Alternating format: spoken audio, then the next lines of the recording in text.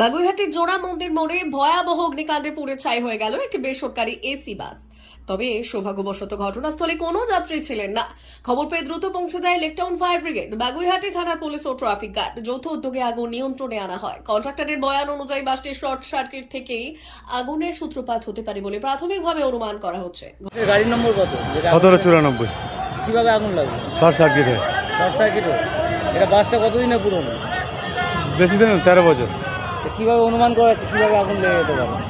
আনুমানিক short circuit ভাবে হয়েছে। শর্ট সার্কিট ভাবে কতক্ষণ মানে আগুন লেগেছে? 15 মিনিট। এই দমকল খবর দেওয়ার সাথে সাথে চলে এসেছে? 10 মিনিটের মধ্যে চলে এসেছে। এটা গাড়ি ইন্স্যুরেন্স সব কিছু একদম সব আছে। কি দাবি জানাবেন সরকারকে?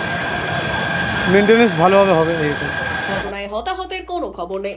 কল পাওয়ার থেকে আসতে যে টাইমটা লাগে ম্যাক্সিমাম 5 মিনিট লাগলো কল পাওয়া থেকে। এটা কি মানিকতলা ফায়ার ব্রিগেড? না ইলেকট্রন ফায়ার স্টেশন। হ্যাঁ বলুন।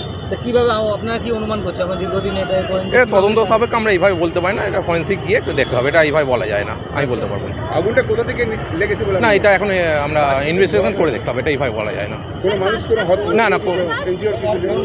আমার কাছে যা খবর পুলিশ আমাকে যেটা বললো, সল্টলেক ডিপো থেকে বাসটা যাচ্ছিলো এয়ারপোর্টের দিকে, এয়ারপোর্ট যাচ্ছিলো পুলিশ বললো, অ্যাজ পার পুলিশ রিপোর্ট। বলুন। আর ব্যুরো রিপোর্ট, পুরুলিয়া টুডে।